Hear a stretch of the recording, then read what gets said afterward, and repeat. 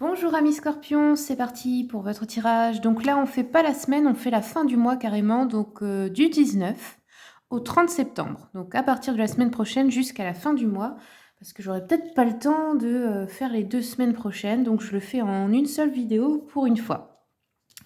Donc les scorpions, on commence tout de suite avec l'énergie générale déjà de votre fin de mois, du 16 au 30.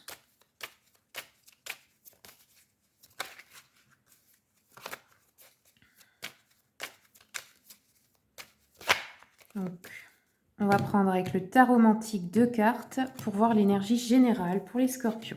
Alors, on a la tour, donc la maison Dieu, et la papesse. Donc ici, la tour, bon, vous savez, hein, je pense pour la plupart d'entre vous, ce sont des bouleversements, des avertissements, ça peut être des conflits, des événements imprévus, donc positifs ou négatifs, ça dépend. Des choses inattendues, des difficultés sur certains plans.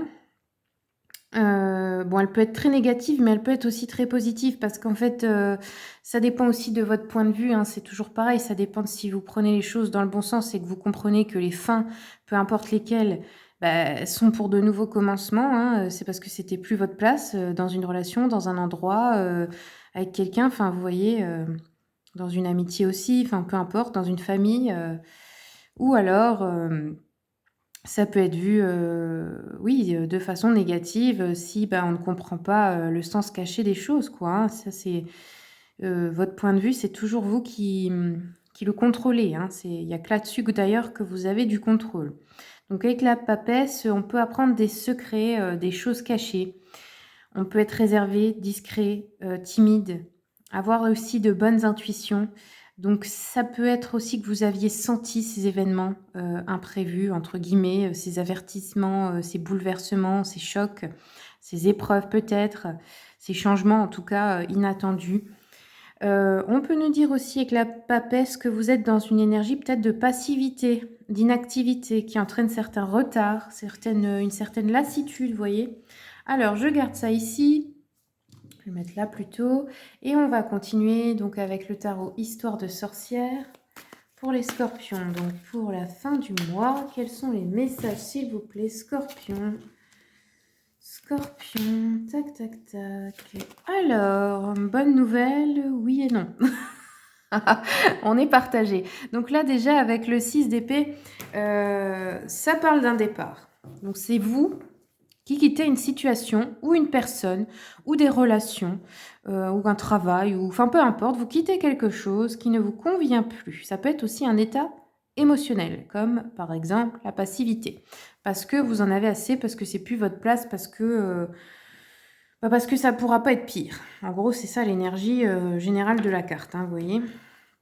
Ensuite, avec le page de coupe, il y a un début, une création de quelque chose de nouveau. Le début, hein, une idée. On va se lancer, mais pas encore. Donc ça peut être artistique, ça peut être créer une entreprise, ça peut être dans un travail, ça peut être dans... Peu importe dans quoi, une création, une idée de quelque chose par vous-même. Le 3 d'épée, on peut nous parler d'une trahison, d'une tristesse, d'une déception sentimentale, émotionnelle.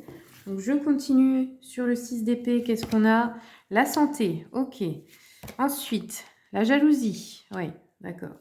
Vous êtes entouré de jalousie par rapport à vos projets, à vos créations, à votre réussite. On a le retard ici, ok. La santé, la victoire. Alors vous avez une victoire sur votre santé. Donc ça peut être aussi de quitter un état de maladie, de dépression. Ou alors un travail dans la santé ou le bien-être, hein, et vous avez la victoire là-dessus. C'est-à-dire vous partez de ce boulot et puis finalement vous gagnez. Peut-être si vous étiez en procès ou vous vouliez, je ne sais pas, qu'on vous devait des indemnités ou quelque chose comme ça.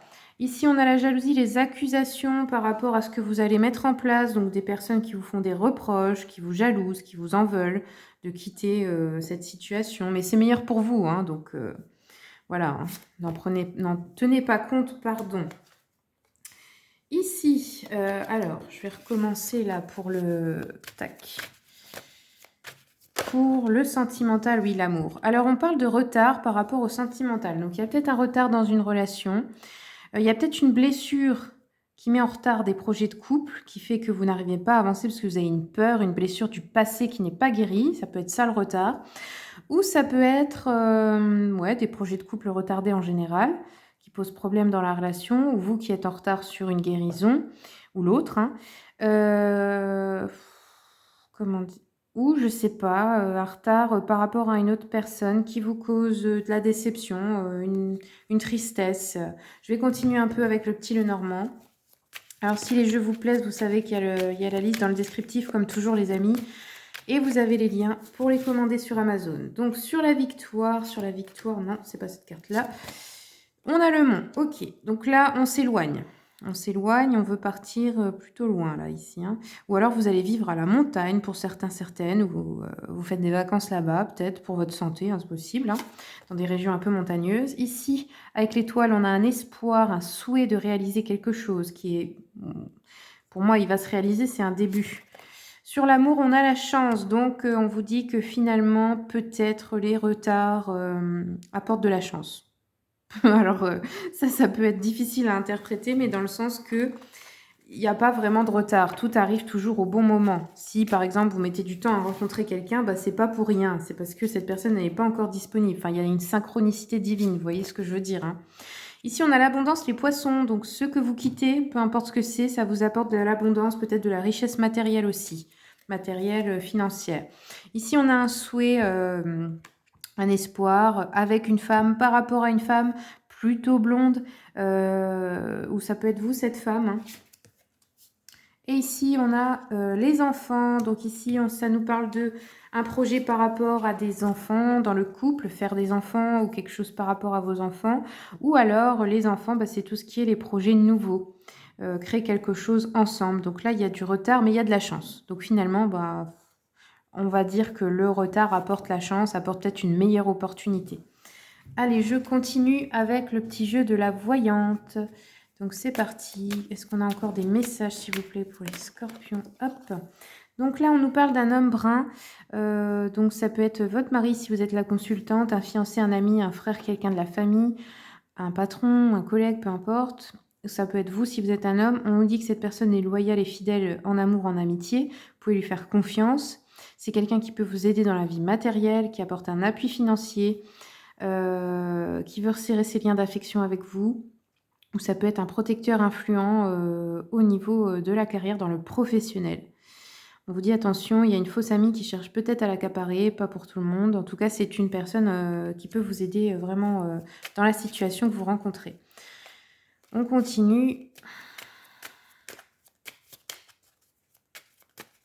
Quels sont les messages pour la fin du mois?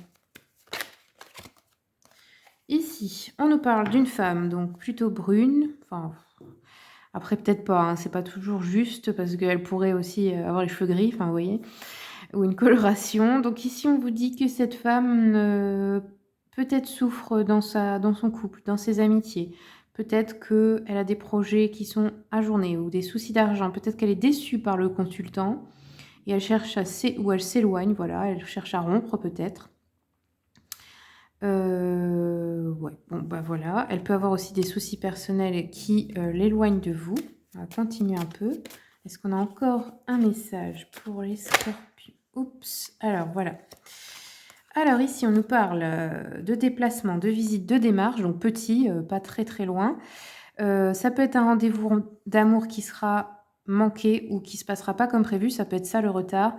Une visite à journée aussi. Un déplacement qui occasionne des frais imprévus, une visite pour quelqu'un aussi peut-être pour sa santé, hein, où vous n'avez pas forcément envie d'y aller, visite un peu déprimante comme ça. Et ici, on nous parle d'une femme perfide, une femme peut-être de mœurs légères, ça peut être cette femme-là, la fausse amie. C'est peut-être cette personne-là que vous devez aller voir.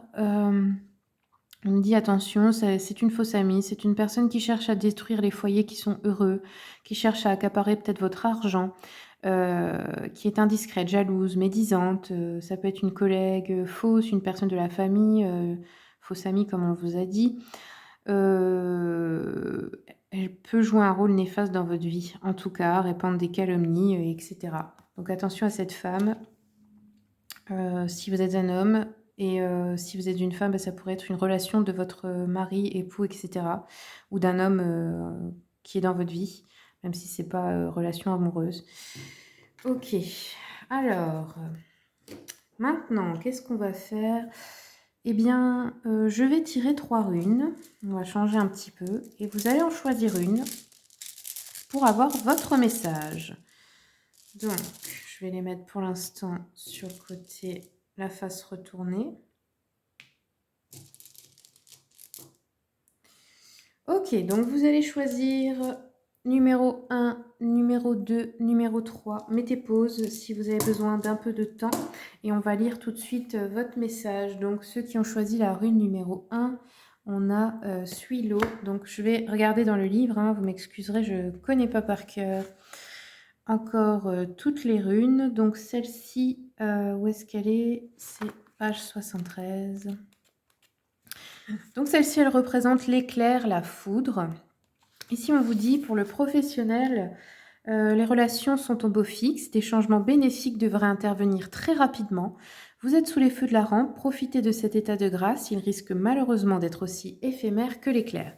Pour le sentimental, vos relations sont au mieux, alors méfiez-vous qu'un coup de foudre ne vienne pas tout remettre en question. Cette infidélité n'aurait pas de suite. Et pour le psychologique, énergie et vivacité d'esprit sont au rendez-vous. Vous êtes très positif et vous rayonnez littéralement. Donc ceux qui ont choisi la numéro 2, la voici, je vous la montre. On va regarder tout de suite la signification. Donc c'est Féu si je ne me trompe pas. Alors, non, Anzus, je me suis trompée. La 31 donc. Alors, ici on vous dit c'est la création et l'inconnu. Donc, elle est à l'endroit du coup. Donc on vous dit pour le professionnel, les aînés pourront être de bons conseils et vous donneront les clés de la progression si vous trouvez le temps long et désespéré du résultat. Dites-vous que pour occuper un poste à responsabilité, vous devez encore parfaire votre expérience. Les personnes sans emploi essaieront de séduire par leur capacité intellectuelle lors des entretiens de recrutement. Pour le sentimental, les couples plus âgés, ceux des parents, des tantes, oncles, etc., peuvent vous être utiles pour réussir le vôtre, que vous les preniez comme modèle ou comme contre-exemple.